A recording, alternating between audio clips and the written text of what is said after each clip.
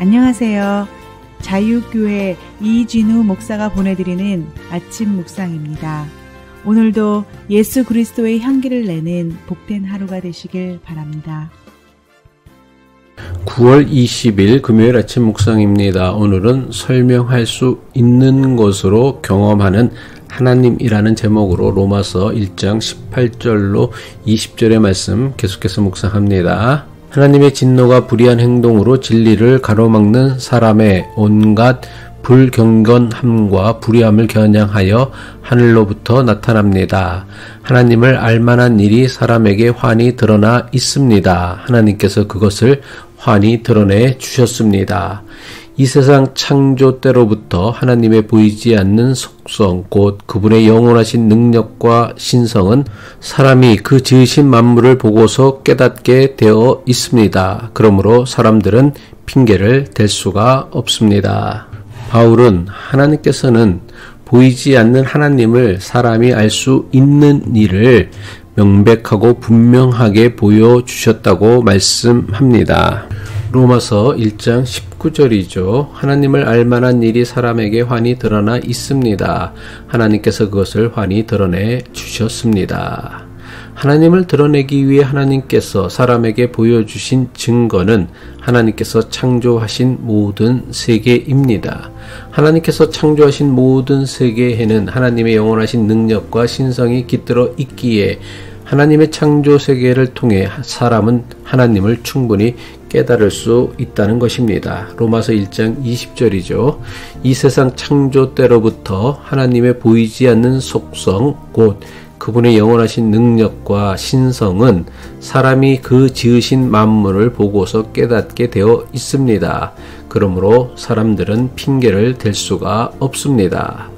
하나님께서 명백하게 보여주신 증거에도 불구하고 사람들은 하나님의 창조 세계를 통해 하나님을 발견하거나 보려고 하지 않습니다. 대신에 사람의 생각이나 이성으로 설명할 수 없는 신비한 사건이나 경험을 통해서만 하나님의 존재하심을 확인하거나 경험하려고 합니다. 물론 신앙에는 신비한 부분이 있습니다.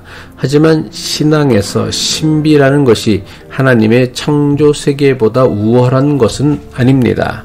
이를테면 신비는 우리의 일상적인 신앙 생활을 보충하는 영양제와 같은 것입니다. 우리를 살게 하는 것은 매일매일 먹는 밥이지 영양제가 아닙니다. 밥도 먹고 영양제도 먹으면 좋을지 모르지만 아무리 비싼 영양제라고 해도 영양제만 먹고는 사람이 살 수는 없습니다. 우리는 기도의 힘을 믿습니다. 기도하면 하나님께서 들어주시고 응답해 주신다는 것을 믿습니다. 그러나 기도가 우리의 일상을 뛰어넘거나 우리의 일상을 무시하지는 않습니다. 예를 들면 이렇습니다. 원치 않는 병이 들었다면 당연히 병이 낫기를 기도해야 합니다. 하지만 동시에 병을 치료하기 위해 병원에도 가고 약도 먹고 필요하면 수술도 하고 음식도 잘 챙겨 먹어야 합니다. 기도하면 병이 낫는다는 믿음이 우리가 마땅히 취해야 할 상식을 무시하는 방향으로 작용하는 것은 매우 잘못된 신앙입니다. 실제로 꽤 많은 교인이 병이 들어도 약도 먹지 않고 병원에도 가지 않고 기도만 합니다. 병이 들었다고 약을 먹거나 병원에 가는 것은 하나님의 능력을 부정하는 것이라고 믿기 때문입니다. 이것은 만물을 통해 역사하시는 하나님에 대한 매우 심각한 오해이자 왜곡입니다. 바울은 하나님은 사람이 설명할 수 없는 것으로 증명되거나 사람이 설명할 수 없는 것을 통해 역사하시는 분이 아니라고 가르칩니다.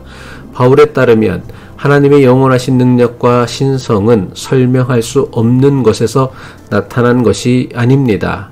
하나님은 하나님께서 창조하신 모든 만물, 자연, 세계를 통해 하나님의 능력과 신성을 나타내셨다고 말씀합니다.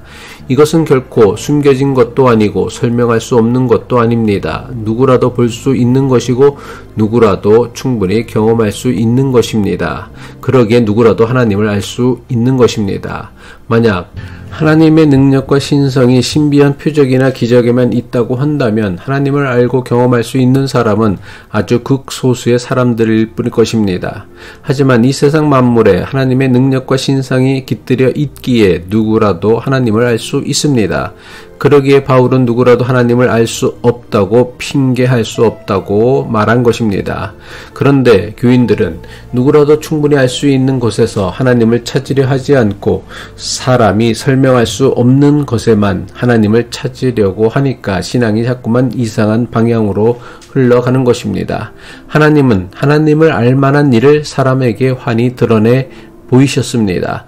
그래서 우리가 경험하는 것, 우리가 충분히 설명할 수 있고 받아들일 수 있고 이해할 수 있는 모든 영역에서 하나님의 영원하신 능력과 신성을 담아 놓으셨습니다. 이것을 무시하고 사람이 설명할 수 없고 누구나 경험할 수 없는 것으로 하나님의 임재와 역사를 증명하고 확인하려고 하는 것은 매우 심각한 불신앙입니다. 그렇다면 이 사실이 오늘 우리에게 주는 영적 도전이 무엇입니까?